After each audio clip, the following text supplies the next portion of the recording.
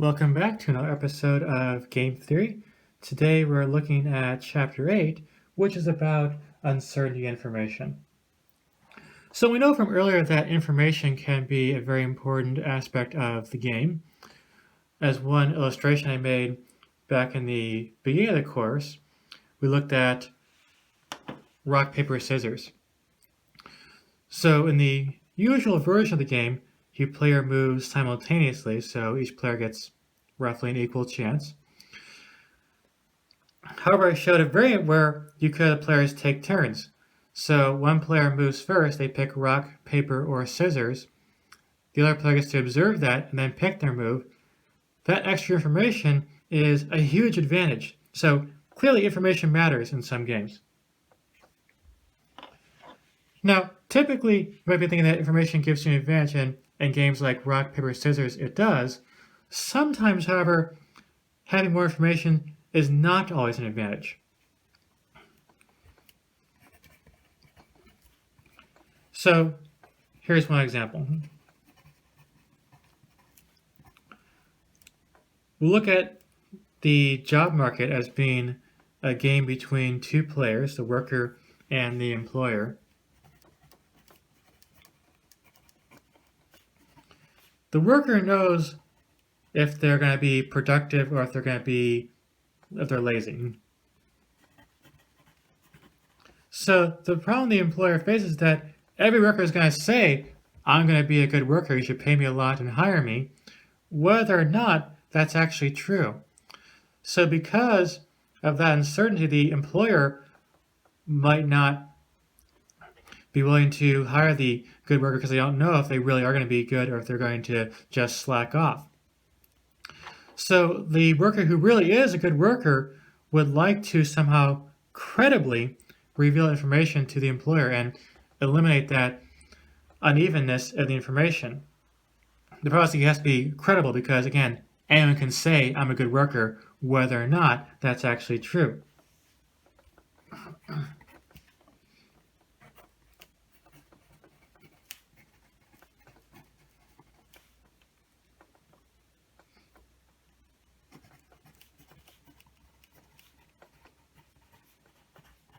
So while the worker has more information about what their type really is, if they're going to be productive or lazy, that extra information is not an advantage. They actually like to eliminate that advantage and reveal their type to the employer.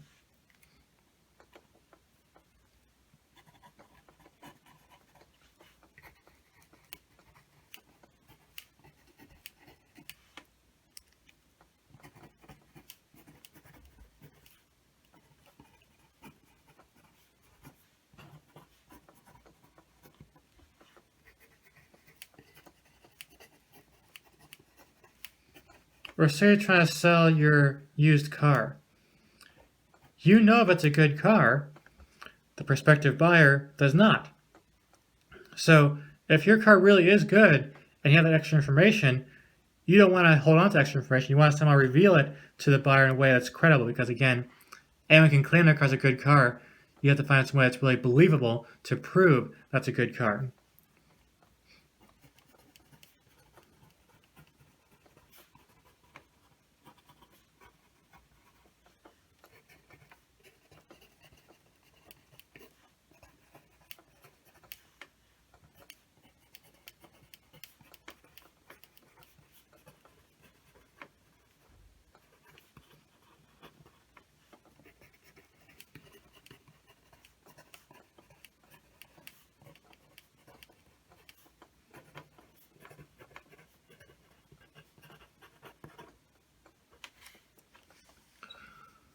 So we'll look at cases which are called asymmetric information.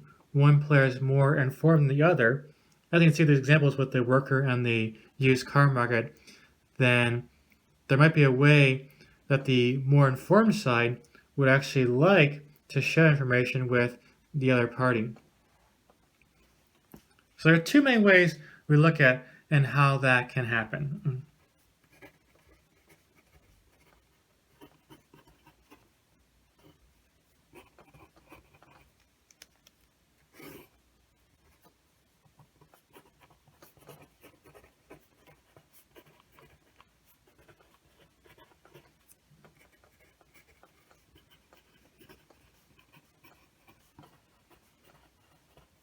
So the first way that information can be shared is called signaling.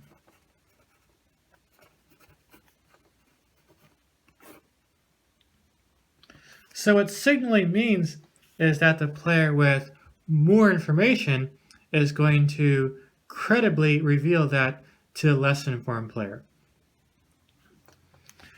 So one example we'll look at later is we'll look at the job market again. One way you can signal that you're a hardworking person is by getting a good education, because you have to be able to work hard if you want to get a good degree. So not everyone can do that. Someone who's lazy is not going to be able to get a good degree. So that's how the signal is credible. That's a kind of way of sharing information only someone who really is going to be productive can take advantage of.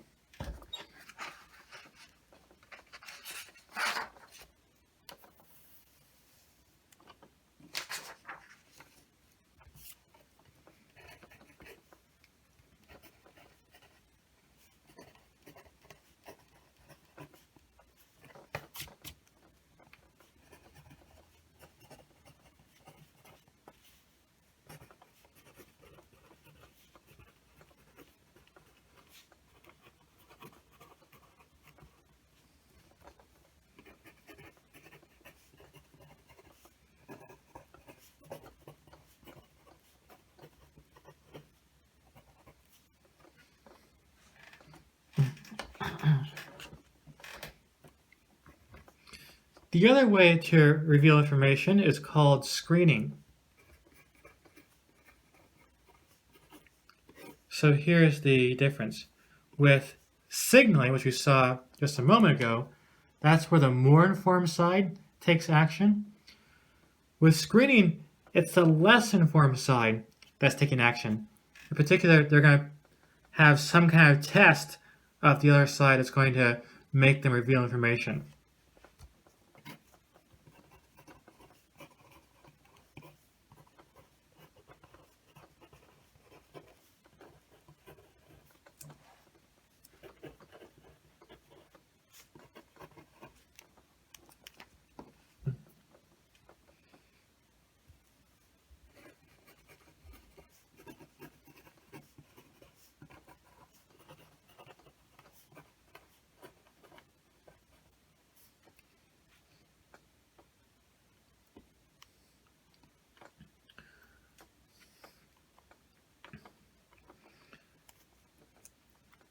So we'll see some more examples of that shortly. So as I mentioned before, trying to communicate directly is not always helpful, because in our job market example, for instance, Anakin's going to claim they're a good worker whether or not that's actually true. Here are some other illustrations where direct communication doesn't necessarily help.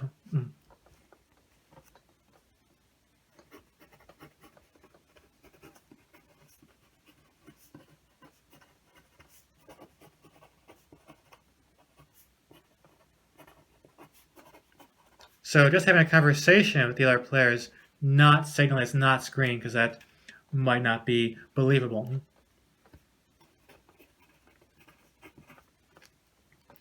So as one illustration, let's go back to our prisoner's dilemma example. So we have prisoner 1, who can either confess or don't confess. I'll call it C and DC. Prisoner 2 can confess or don't confess.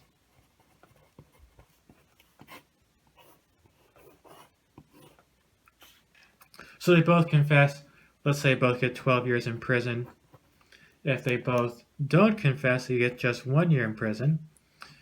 If you confess while your partner stays silent, you go free and they get 20 years, and it's symmetric. So when we set up the story, the usual motivation is that the prisoners are being interrogated separately. If the prisoners could talk to each other, though, it's actually not going to change anything at all. Prisoner 1 can promise, on my honor, I will not confess. But the incentives are to play confess, so prisoner 2 should know that this promise is not believable.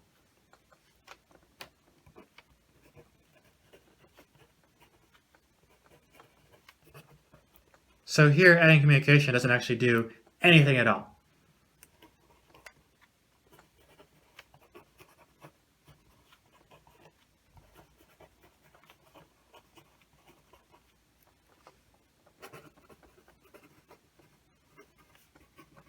And like with that job interview, if you say I'm going to be productive, anyone can say that. It doesn't mean anything.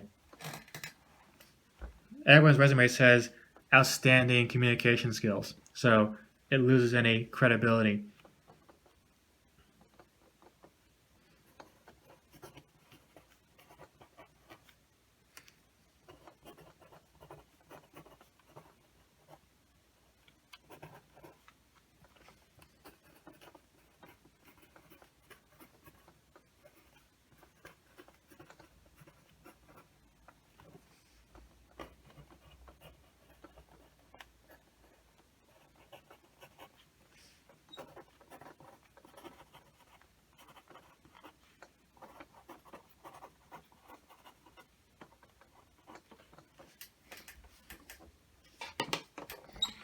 I have a look on my courses of a game that is, it's not quite a Prisoner's Dilemma game, but it's a game that's played on a TV show.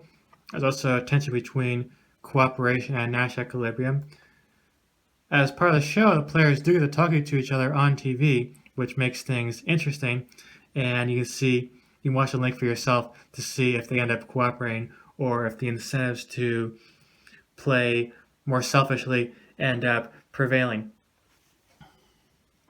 So the players are allowed to talk, which makes for some good entertainment for the crowd, but doesn't actually mean anything for the game. Now, to be clear, there are some cases where communication can be helpful, and that's when the players' incentives are aligned. So here in the Prisoner's Dilemma, or in that TV show link I posted on my courses, the players' incentives are not aligned, so these promises to cooperate are not very believable. If the players' incentives do go in the same direction, then cooperation and communication can make some sense. Here is an illustration.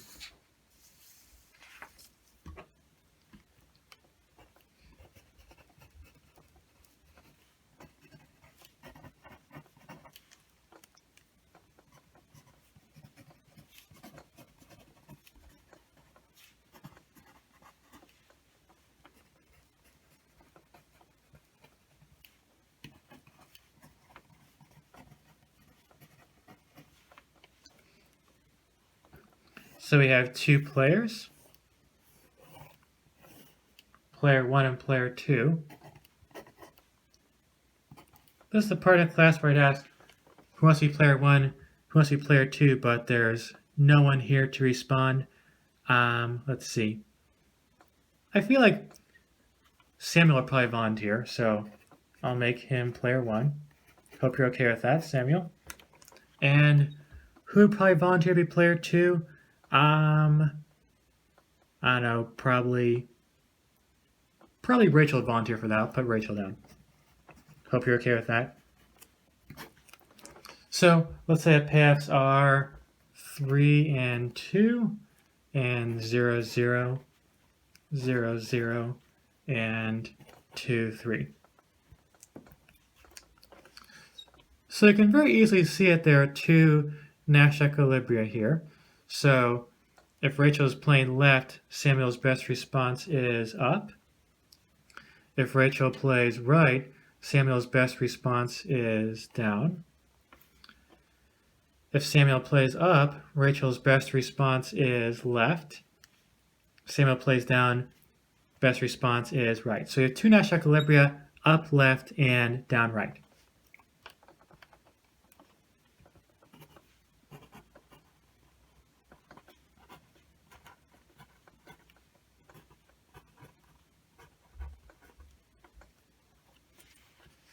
Now, if there is no communication, there would be a possible coordination issue. Perhaps Samuel is playing down in hopes that Rachel will play right, trying to get to this equilibrium over here. But maybe Rachel plays left, aiming for this equilibrium over here, and we're stuck in this cell and they both get 0. So if there are multiple equilibria and the players' incentives are aligned, communication could help them figure out what they want to do. So maybe Samuel could say, let's try to go for this equilibrium and try to talk Rachel this one. Rachel will try to persuade him, of course, to do this equilibrium over here. So they'll probably have some back and forth trying to establish which one they're going to go for. But as long as they can talk, they can coordinate on one equilibrium. They'll be stuck in one of these cells over here.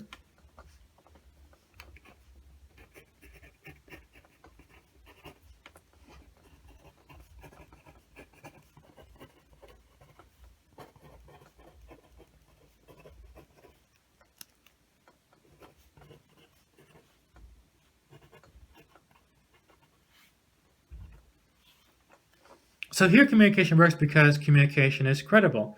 If Samuel says, I'm playing down, you should play right, so we go over here, Rachel is going to believe that because if he persuades Rachel to play right, he has no incentive to switch to playing up. So the player's incentives are in favor of trying to coordinate on Nash equilibrium, unlike in the prisoner's dilemma, where incentives are to not cooperate.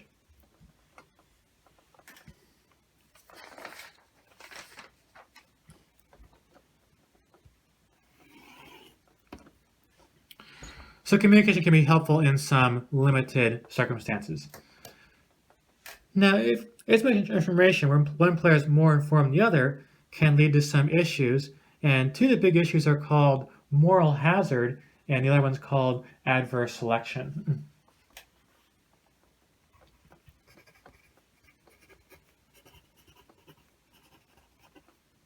Oops.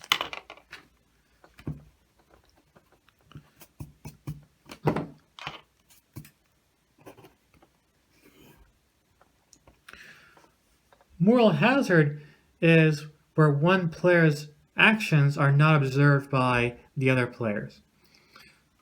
So as a result, if you don't know what your opponent actually did, that's going to leave you somewhat uncertain.